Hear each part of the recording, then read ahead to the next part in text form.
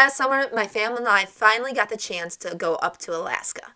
Now, we've been wanting to go here for a while, especially to see Denali National Park. This is especially true for my dad, who loves taking pictures of wild. And actually, you can see some of his pictures in the description below. We found fairly cheap flights to Alaska and thought, why not? Let's go. So, this is what you should know before you go to Denali.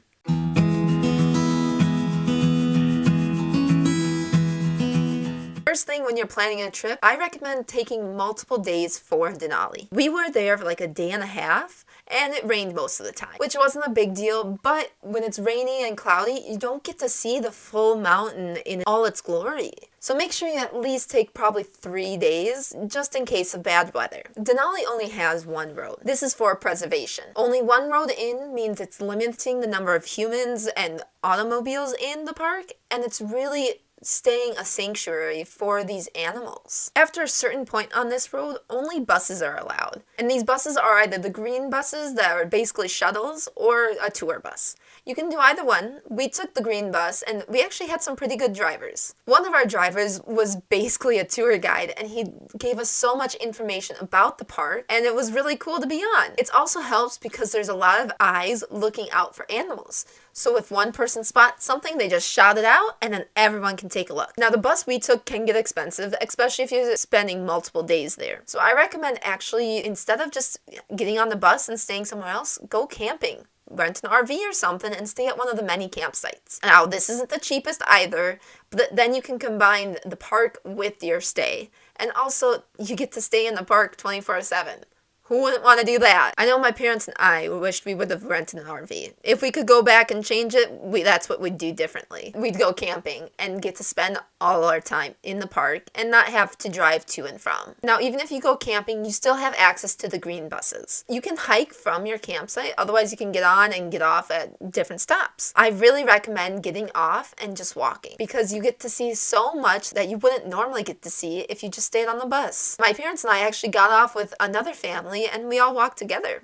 We didn't know each other, but we had a great time and just talked and got to experience the great outdoors. There are a few spots that you can't technically walk in, but those are few and far between. People are only allowed to see about 1% of Denali. That's teeny considering how big it is. Now technically if you wanted, you could go and hike the whole thing. It would probably take you a bit since it's pretty big. The park is over 9,000 square miles. It's huge, but you could do it. The reason why people only are allowed to see 1% is because of that one road. This is again to preserve the wildlife and the nature that it's meant to be a sanctuary for. At the different stops along the way, if you take the bus, they have park ranger stations set up for information and they have great overlooks to look out of. And all the way up is another visitor center so you can get information and there's a bunch of hiking trails there too. Because it was raining, me and my parents didn't do many of these. Also, be on the lookout for when you can see the mountain. The mountain is named Denali, which is where the park gets its name. It means great one or tall one in the native language. And the name is fitting, because it is huge and it is beautiful. To see the mountains scraping the sky with clouds flowing below it, it's amazing. Make sure you spend enough time so you can actually see it. I talked a little bit about animals in Denali. As the park is over 9,000 square miles and humans only get to see about 1% of it, chances are you actually won't see as much as you'd think you'd see for a national park.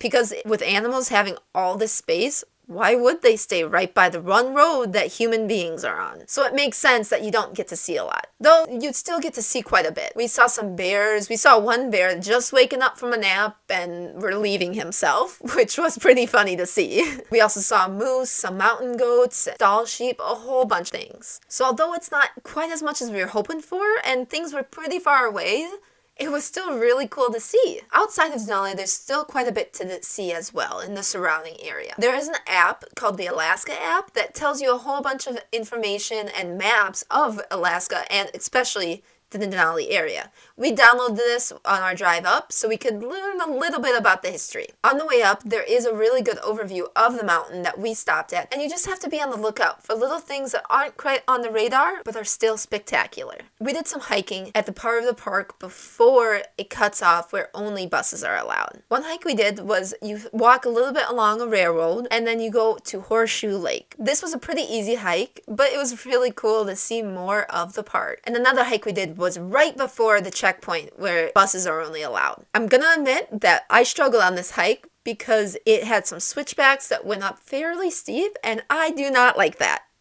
I cannot stand heights. I really don't like heights when I feel like I could fall off. So I didn't do the best, and my parents kind of had to deal with me and help me through it. But when I was just sitting up there and trying not to look down, I got to see the valley and actually some doll sheep on the far mountains. It was really cool, and halfway up that hike, there's some pretty rocks that you can take some pictures of and get some cool photo ops, especially if you're looking for an Instagram pic of your vacation. A little fun fact about Alaska, Alaska is actually the most northern, western, and eastern state. Questioning how that is? Look it up, because it's true. National parks are a great way to experience the outdoors, so I really recommend going to as many as possible.